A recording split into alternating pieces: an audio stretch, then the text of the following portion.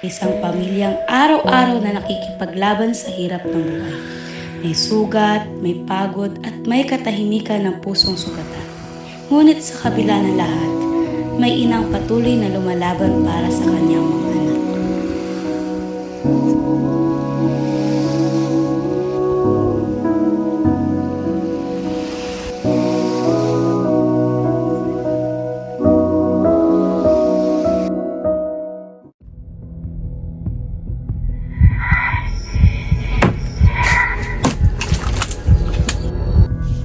Hindi!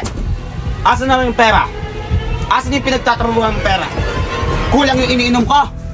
Pweh! Ano? Lasing ka na naman? At abay sumasagot ka pa? Ano ba? Bitawan mo ako! Wala kang kwentang asawa! Ay!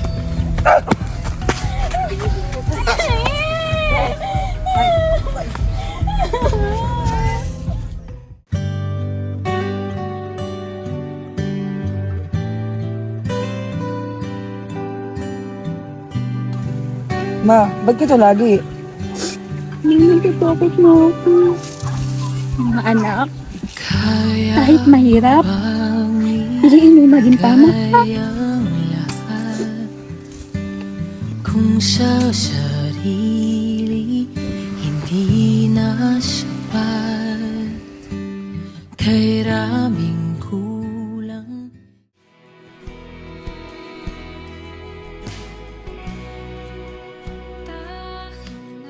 Panginoon, alam ko naririnig mo ako. Tulungan mo kami.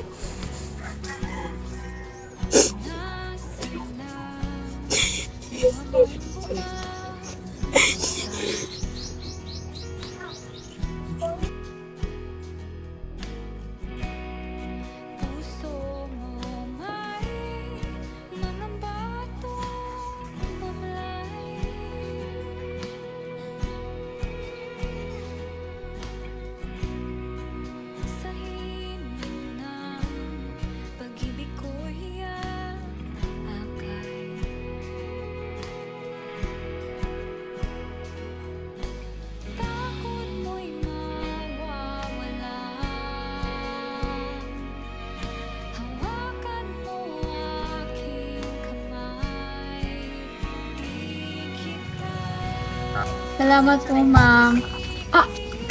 Paano yan? Wala po, ma'am. Nagkakaroon lang po kami ng problema sa bahay. Basta lagi mong tatandaan, kahit anong maging problema mo, naandyan lang si Paul. Gusto mo ba pumunta muna tayo sa bahay? Mag-share lang ako. Sige, ma'am. Ayusin ko na po.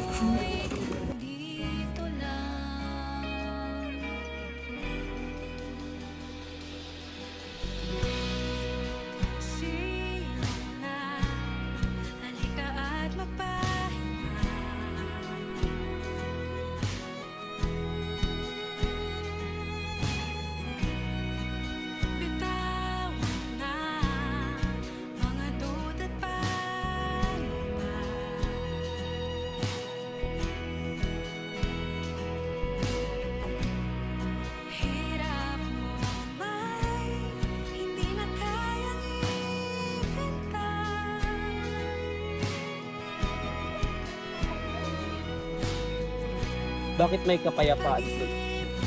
Na kahit kami mahirap. Ganun ba talaga kapag may pananampalataya sa Panginoon?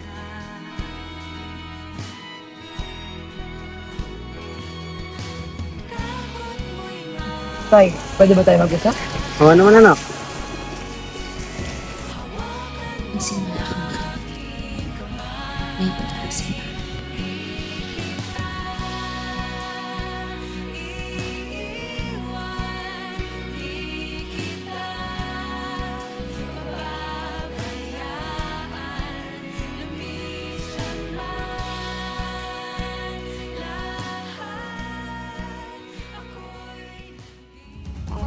Mula dito sa Barangay Pag-asa.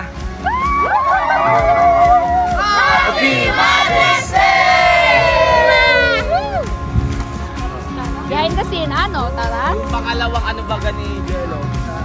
Yung pangalawang... Ay, baliktad pala to. Kaya ako yung kapatid mo din ay ano mo tayo. Apo mo din ay alabahan.